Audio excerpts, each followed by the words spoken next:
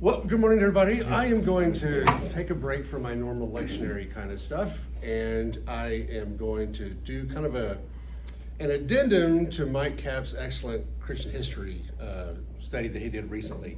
As I was sitting in this class the last several weeks, actually even before that, there's a couple of questions that have kind of percolated up from the class, and in my brain I'm like, I just want to connect the dots on some of these things, and I think it'll be helpful.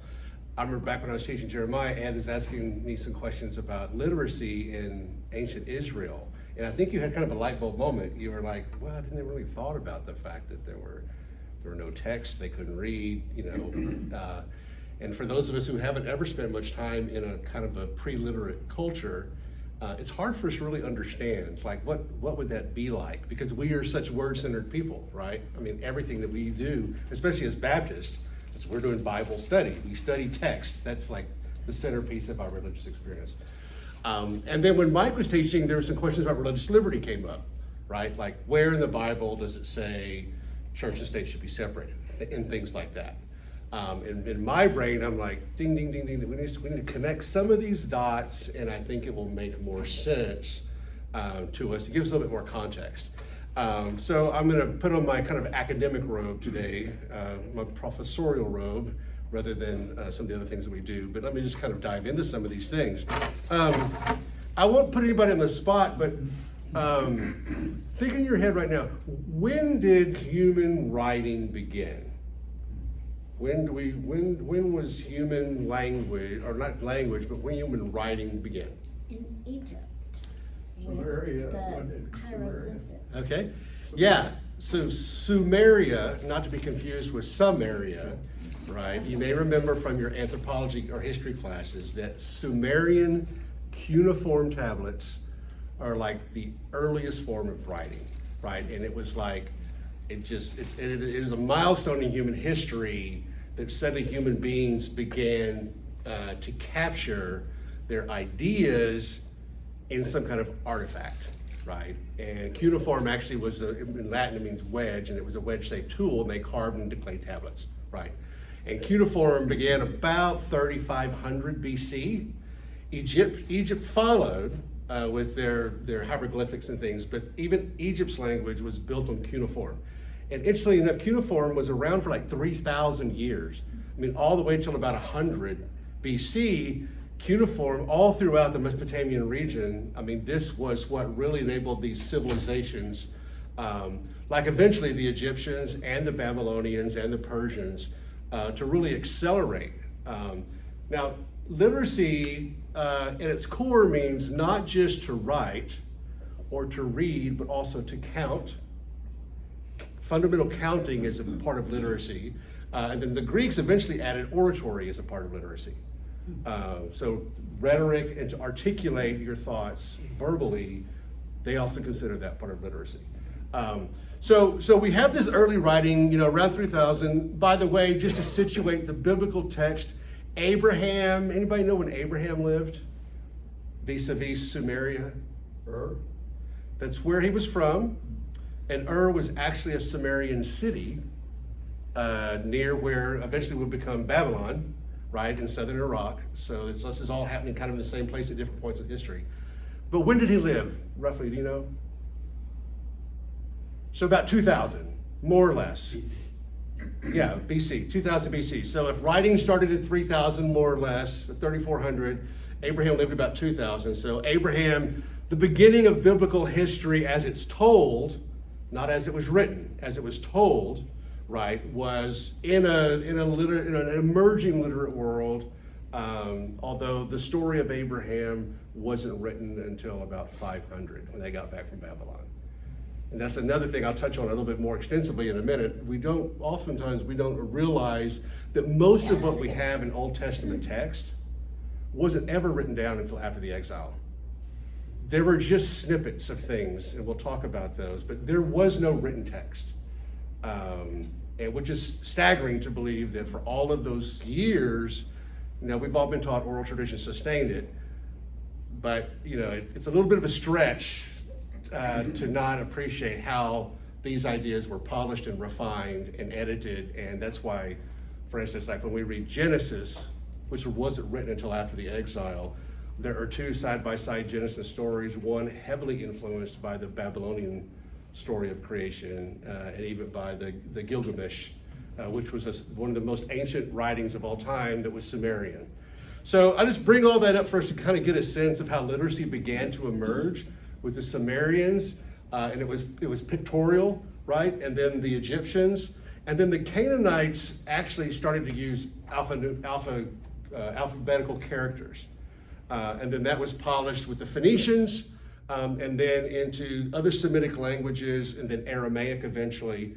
So at some point there was this transition from pictorial language, right, to alphanumeric language. And Hebrew emerged really during the time of the northern and southern kingdoms, so about 1000 BC. So if you have Sumerians at 3, go ahead. Just for clarity too, this is all Western and Middle Eastern, right? Yeah, exactly. So we're not talking about China, ancient Asian development. So just, and in the stream of history that leads up to Baptist history. Yeah. So this is definitely a European perspective because Baptist emerged in Europe. Yeah, but that's a really good point to raise. I'm not trying to be comprehensive about all ancient cultures. I mean, you can go to the Great Zimbabwe, which I've been to, in Africa, and there was early writing at the Great Zimbabwe and all of that stuff. So thanks for pointing that out. So written Hebrew developed off of Canaanite language, and it started to use these alphabetical kind of script and things. So during the times of the Northern and Southern Kingdom, about 1000 BC, this is where, and again, you keep in mind that writing was largely a function of royalty and for administrative purposes and for merchants, right? So it was for the elite. And so the kings began keeping records of their storehouses and their grain and their armies and their losses and their gains, and they had to do basic accounting, right? Blessed are the accountants, they shall inherit the earth, right? I mean, it's the accountants were the first ones to really understand how to count and to use language. And their harems too. And which they had to count. Yeah. My harem's bigger than your harem, right? And all of that kind of stuff. Yeah. So, and then the other big influence, just kind of technologically, was in Babylon. They really refined creation of parchments and paper. I mean, paper, as we know, is really a Chinese creation, but parchments from animal skins and papyrus, which is like a hemp, which they really refined it, and they really enabled much more rapid production of copying of scrolls and all those kinds of things.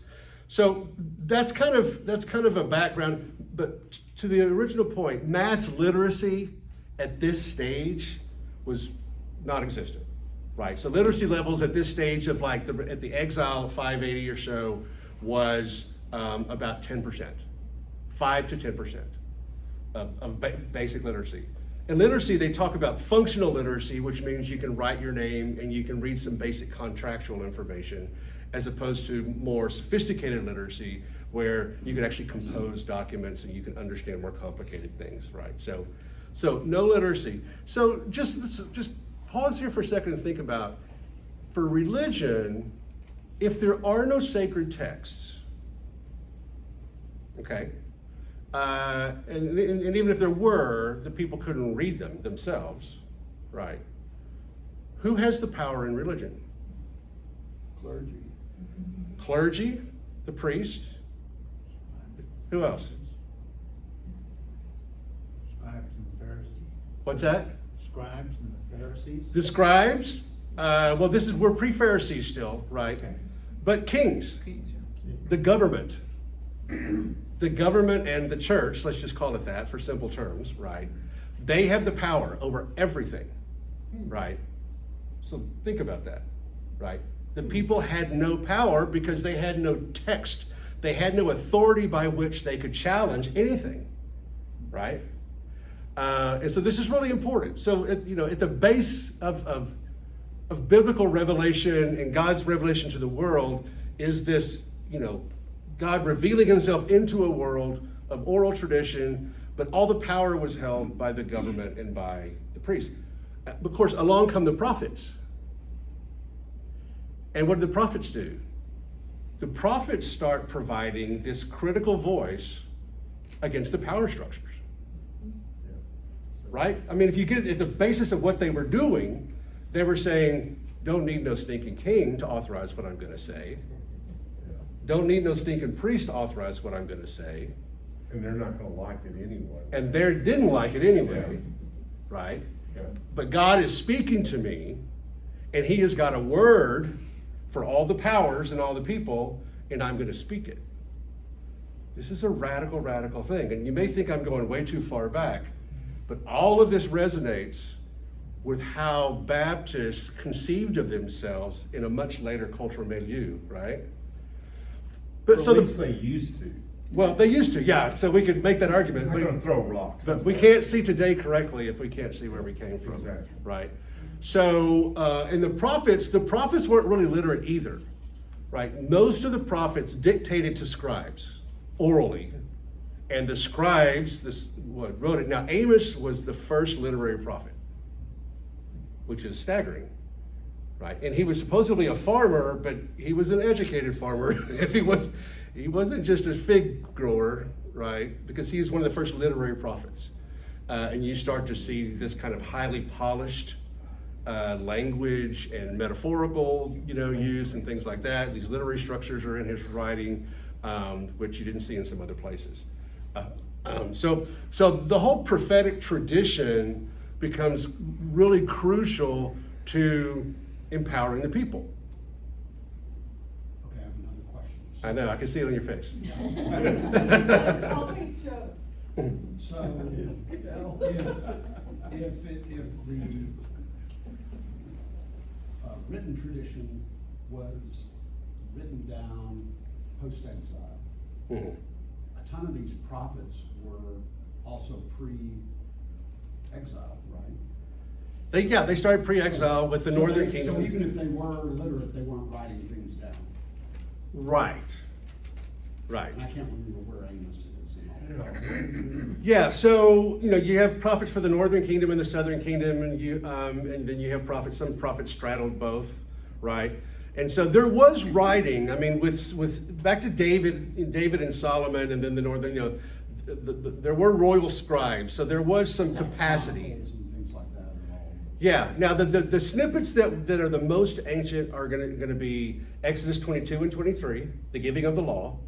Right, there's evidence like pre-exile that there were some versions of that. There were some snippets of what became Samuel and the Kings, right? Because those were the records, the counting of the troops and all those kinds of things. And then we have, of course, the Josiah reforms, right, that are referred to in Jeremiah that occurred right before the fall of the Southern Empire. Right, we have this description of the recovery of the book of the law that they found in the temple. Now, we believe that was the book of Deuteronomy, right, which is Deuteronomy is the second giving of the law, right? Job was old. What's that? Job was old. Yeah, so there's some other literature that, that's more narrative in nature but as far as those core books, most everything else after the exile. And they had learned literacy exploded exploded to a degree in the exile. In that they could start to write things down, and they had better paper and those kinds of things. But the literacy rate was still only about 10% when they came back from the exile. What we call towards the end of the Second Temple period, which was kind of getting closer to 100 BC or something like that. And it wasn't really until we have in the New Testament, for instance, Jesus goes to, and he starts to read scrolls, the Torah, right? And so you might have a sense that, then all young Jewish men could read. Well, they couldn't. In fact, he somehow was in a privileged position that he could even read because, young boys weren't really taught to read until later. It was kind of emerging at that point. And we don't know if Jesus could write or not.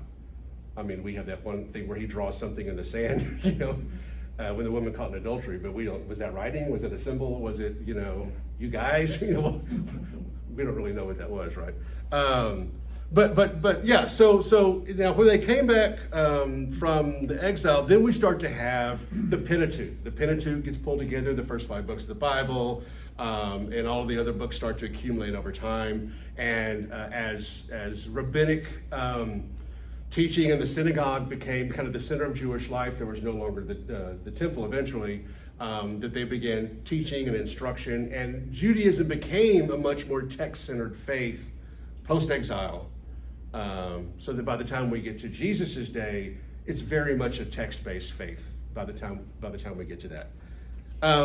Now, fast forward to European history. You remember a lot of the things that Mike Cap said, where we have the Edict of Milan in 300 or so, where everybody in the Roman Empire is declared Christian, right? And so we have this original merger of Christianity with the state, right? We still don't have the text solidified yet, right? For the New Testament, the text gets solidified like in the 4th century into the 5th for Protestants.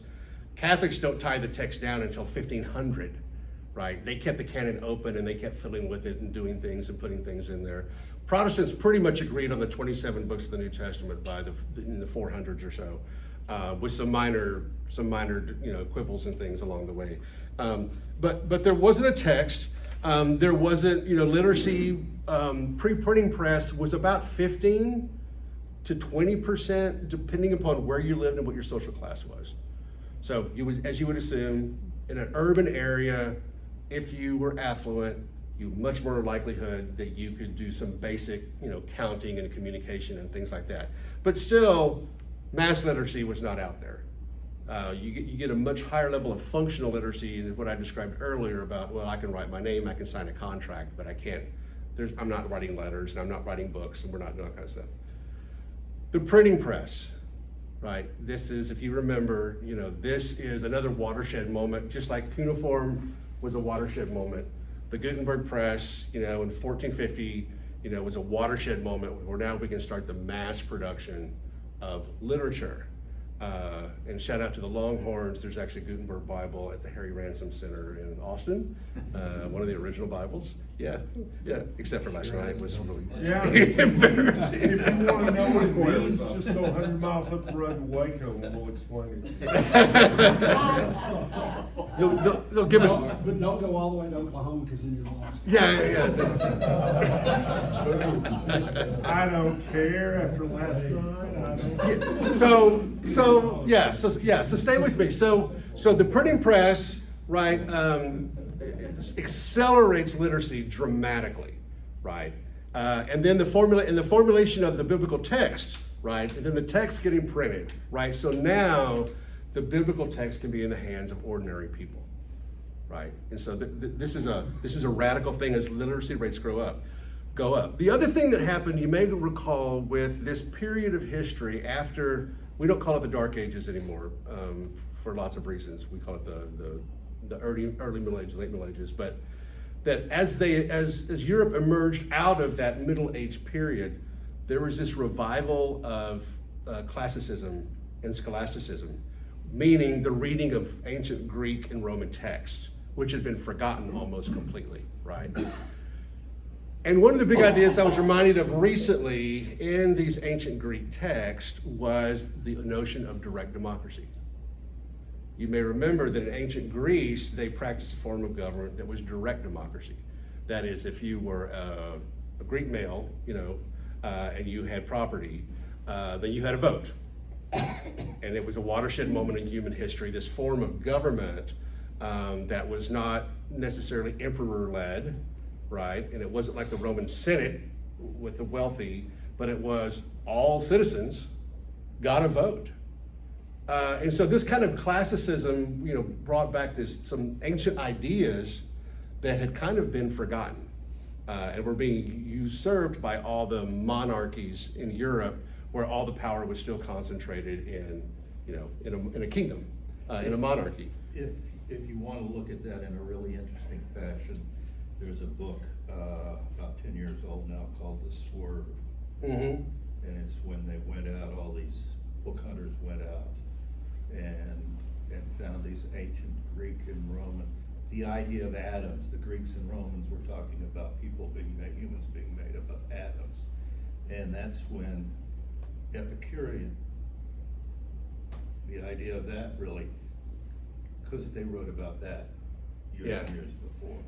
Yeah, So so, it had a real impact, that also had a real impact from where the church, because there was a lot of things that had come down this way. All of a sudden, you get this information coming in, and the Catholic Church would say, well, wait a minute here. yeah.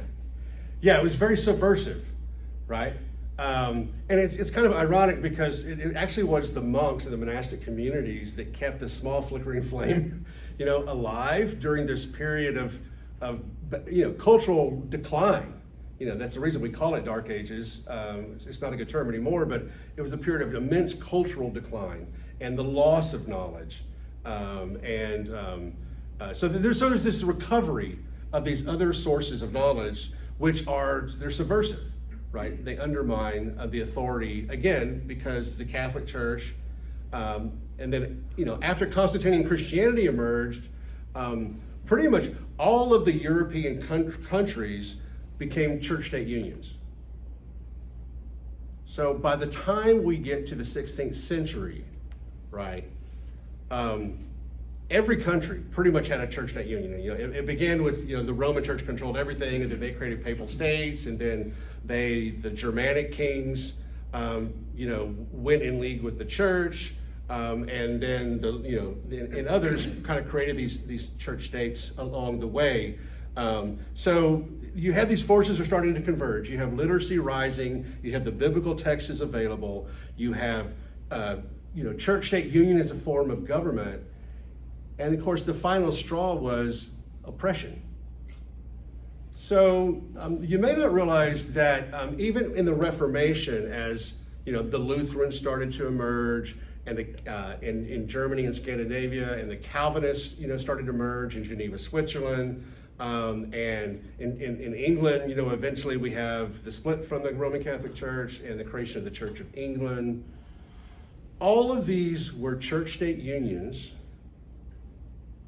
And all of them, and being church-state unions, the state reserved the power to declare a single religion in the country and to expel or persecute anybody that did not adhere to the official state religion. And they were brutal. And if you know anything about this time, you know that this is where we have a lot of martyrs, Christian martyrs, during the Reformation period, who no longer felt that they could bow to this form of church-state union that was very coercive, right? So that if you didn't belong to the right church, if you didn't believe the right thing, if you deviated in any way, you were jailed, you were tortured publicly, your tongue was cut out, you were burned at the stake. They loved to drown early Baptists because they said, you like immersion so much, why don't you just stay underwater? Seriously. We had public whippings in the colonies, right? We had public, humiliation of pastors being put in the stocks, Puritan colonies, right? In Europe, you like Michael Servetus had his tongue cut out. It was a brutal, brutal time of religious oppression. If you read the stories about, Smith and Hellwist, that Mike talked about early Baptists from England, as they went to Holland, repeatedly, like British troops would stop them at the docks, they would go through all their stuff, they would steal all their possessions, and prior to them, the Puritans in England, Puritan clergy were getting thrown in jail. There's no due process, right? You would just disappear into the king's castle dungeon, for years and years and years. There's some, I forgot, Charlie, you may remember, what was the book, the famous book that was written on milk stoppers? Do you remember that by the Book of Martyrs, you mean? Maybe it was. There was a. I'm just thinking about Smith, one of our founders, died in an English prison. Yeah. There was a famous book that was written by a reformer who got stuck in prison. He wrote the whole book on little cardboard milk stoppers, a little bit at a time, and then he would pass them out, and then he would get another one. He would write like a little bitty bit, and then he'd pass it out, That story always stuck with me. So by this time, by the 16th century, you have this intense experience of people that are now empowered by reading the text themselves. They've had the experience with a church that was corrupt. And this is where I want to spend a little bit of time with this, because if we don't get this, this is really important.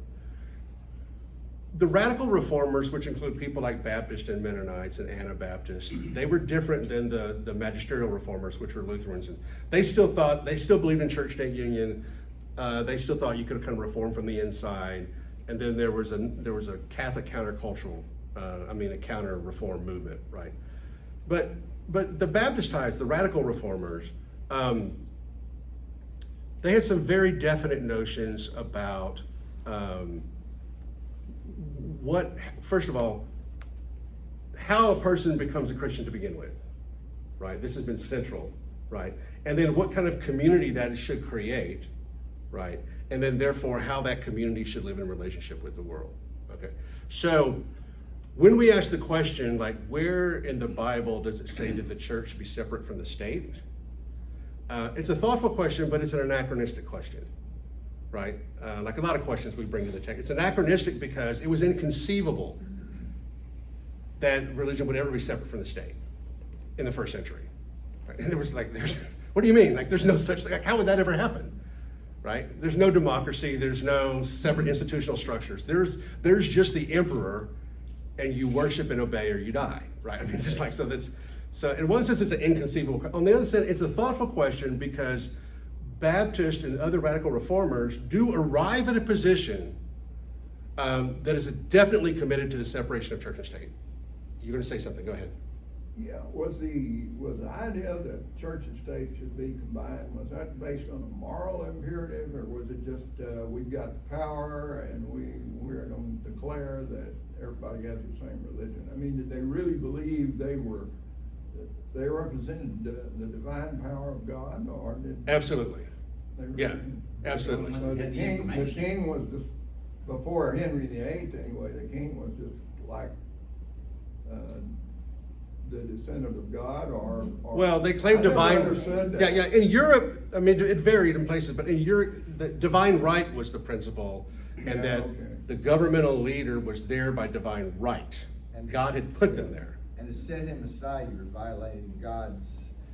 Exactly. So the authority of God and the authority of the state, right? The sword and were intertwined, and you couldn't challenge the state without being a challenge to God. Now, if you go back to the Old Testament, now it's a little bit different, right? That they created a theocracy, right? By design from the very beginning. God said, this is a bad idea, but we're going to do it anyway, right? And they did it, right? Because they believed that their government was doing the will of God. And at its height, like with David, right? It seemed like a noble experiment, right? But of course, what we saw is that even at the ancient Israelites, even at their best, became corrupt. Right? Even at their best, they became corrupt. That you can't, what we've learned through history, and this is what Baptists began to figure out. This was the light bulb moment in the 16th century. You can never combine church and state, ever, right? Not because there's a line in the Bible, not because Jesus said you can't do it, right? Because we've tried it.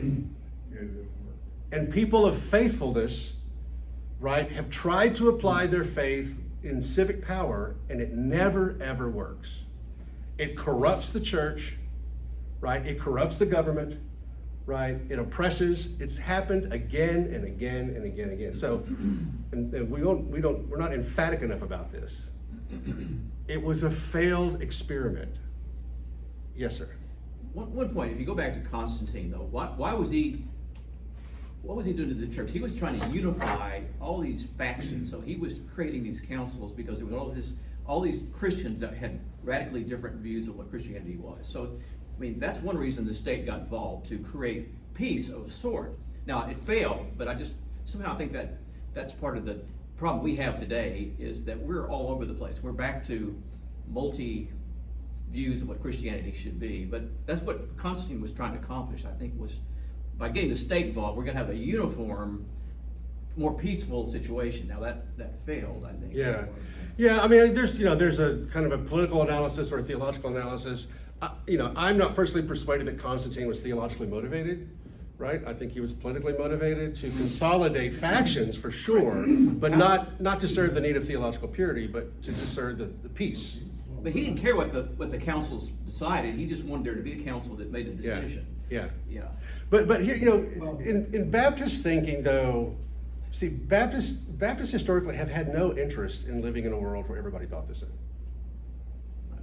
Because we have had no interest in this ideal of a world where everybody thought the same. That's just why we argue for liberty of conscience so vigorously. When you've been a persecuted minority, and Baptists in America no longer appreciate the historical significance, we were once at the bottom of the stack. We were beaten, we were thrown in jail. Like, if we should identify with anybody, we should identify with the poor, not with the powerful. Historically, as a people, we came from people who were on the bottom. You know the old joke in River runs through it, the movie about, a Methodist is just a Baptist that can read. That's true in American history, right? And because of that we've argued for religious liberty for everyone, historically, not just for ourselves. Lutherans just wanted it for themselves. Puritans just wanted it for themselves, right? There are lots of reform movements that wanted to come to America, create a colony. Quakers were all Quakers. Massachusetts were all Puritans, right? And if you weren't one of them, you got thrown out, right? Or you got publicly humiliated or beaten or abused, or your property stolen. Or in Massachusetts, you got taxed, and the taxes went to the Congregational Church. Exactly, clergy tax, yep. And the clergy were paid by the state. And that they were just replicating the Church of England model, that historically also failed. And they were also controlled by the state. And they were controlled. When the money, whoever pulls the money strings gets the control, right? And so when Baptist preachers in colonial America started preaching against infant baptism, they got put in prison, right? You can't do that. Isn't that why Rhode Island? Yeah, Rhode Island was where, all the lunatics, heretics, crazy and free spirit folk guitar playing people went. That's where Roger Williams started the first church when he was a Baptist for 6 months. He went on somewhere else, but yeah, it was. Then he wrote King of the Road, right? Yeah. I get them confused. Yeah, they do. But let me theologically trace it. Go ahead. One other comment, there are two oil billionaires now that are both Christian nationalists. Right. Tim Dunn, yeah. I forget the other. School. Tallarico's gone around and criticized them in his campaign for Yeah. Senate. But, there's something there's some kind of moral, self-righteous force in people with power and money that, if they are Christian, compels them to force everybody else to be Christian. And we don't hear Baptist preachers preaching against this. Yeah. We don't hear voices from the pulpit on this. And that's one of the reasons I split with Gannon Sims over at Cliff Temple. I said, you've got to stand up for separation of church and state. Absolutely. And you've got to speak out. Yeah. Well, he did, one time he made one comment about it, but, I don't know what Tim has done or not done, because we haven't been over here, but Yeah. to me, it's a desperate imperative that we make clear that, just like you're doing, thank you for pointing out the history. We've got to make that clear to people, or we'll be right back where we were, 500 years ago. What he's talking about is the same point I was gonna make with Max, is I think that we all are unreliable narrators, and if you're rich and you're powerful, you tell yourself stories about, I am saving the church by, bringing it all together, or I'm saving the United States by talking it into a Christian nationalism kind of religion, when you may just be lying to yourself too. Yeah. Because coincidentally, it helps you hang on to power. Well, and they're historically ignorant, right? This is one of the great crises of this period of history, is that we don't care about history anymore, right? People are just so ignorant of history. And so, it's like talking to a 20-something-year-old, right, who hasn't learned so much yet, and they're just so sure that their view of the world is gonna work, and you're like, you have no idea how many times this has failed, But right? I think- But you're gonna do it anyway, and you're gonna screw everything up, and then we're gonna have to come in and fix it, right? But we're here historically ignorant, because we started back there when they were finally put into words, was a lot of myth. So I'm sitting here saying, what the should I believe today? I'm honest, I'm being Yeah. honest. No, you are. Valid If you look at the history of religion, Right? it's so much shaped by the human, not by God. Yeah, And that's what I struggle with. Listening to your whole deal today, I was thinking, we really shouldn't teach this. Cause we're taught early age, the Bible's the divine word of God. Right. And so let's say we start out with that belief as kids. And we come as adults and we find out, no, that's not true. It's just this crazy amalgamation of different people at different times with different purposes that got put into one book. And so now we're sitting there saying, but we believe the Bible. When we had our LBGT thing, Right. one of the worst things I ever heard is, when Jesus said it, it's in the book, I believe it, end of discussion. Right. And that was it. I could not even get that guy to admit we were having a discussion. Yeah. And it just, all this stuff is really makes you sit here and think, okay, why do I believe what I believe? Yeah.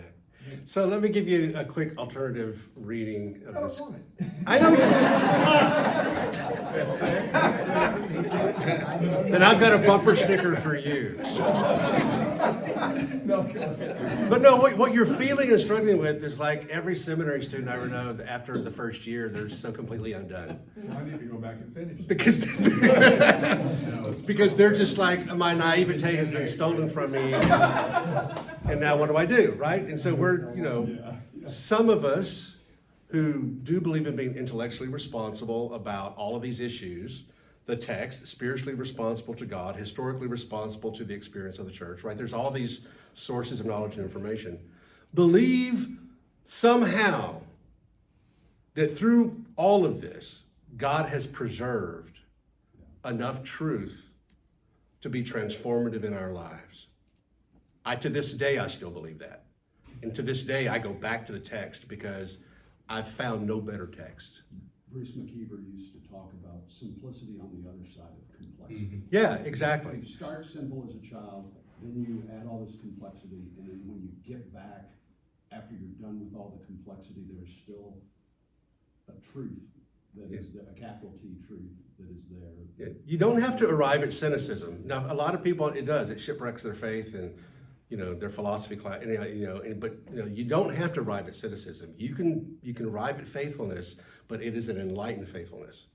Well, Right. I don't think so. I don't think so at all. I don't think you can say it's a enlightened faithfulness based on the history of Christianity. It says a lot about history and it says a lot about man, but I think faith is an internal thing based on how we perceive the world, how we understand the world, what we choose to read, what we choose to think about and ponder about. So I think when you say you can base your faith on the Bible, but that's taking basically one point of delineation. I think you have to look at the whole world, especially today. You have to look at the world and everything that's going on, and you may have some things that are certainly related to Christianity. I do. But at the same time, I think you really have to back away from these basic truths, as we call them, of Christianity. That's why Okay. you're a Baptist, because you believe in soul competency. Yeah, Never heard that term before. yeah. I never thought of my soul as Yeah, competent. it just, that's a very bad, that means that you are competent to have a spiritual journey and to know and do the will of God without the imposition of a government or a pope or a pastor or a priest or anybody else. This is a fundamental Baptist ideal. If it's a good segue, by the way. That's when I said I was gonna yell, die heretic. Well, as a born of a Baptist, it's not the Baptist way I grew up in, by God. Well, sure. But let me finish with this because I just want to give and kind of lay down the Lincoln logs. My bumper sticker. I'll get you your bumper sticker. I want to lay down the very simple theological argument that Baptists made for religious liberty. All right, and it goes like this: a person becomes a Christian out of a personal decision for Christ. Right? Not because they live in a geographical parish, not because the government says this is what we all believe. Baptists fundamentally, the foundation of all thought is that a person makes a voluntary decision, personal decision, to become a follower of Christ. Well, what about the souls of children? I don't want to go about the children right now. Just follow me just for a second. You got to. That decision consists of repenting of one's sin voluntarily, trusting Jesus as Christ's Lord and Savior. No coercion involved, because in order for faith to be sincere, it must be free. All right? That decision is a result of God's grace coming to the person. That grace is not mediated by a priest or a sacrament or the state, right? Grace is offered directly to the believer. In the same way, one voluntarily chooses to publicly identify with a group of those who believe the same way. Church membership is a voluntary decision, just like belief is a voluntary decision. And in order for your conscience to be free, you have to be free to attach yourself to a body of people who has that in common, thus community. Public identification with the church is through baptism. This is fundamental to Baptist. That's the point of entry. One of the things Baptists were very concerned about is an undisciplined church, that the churches of their time were full of people that they didn't think were believers.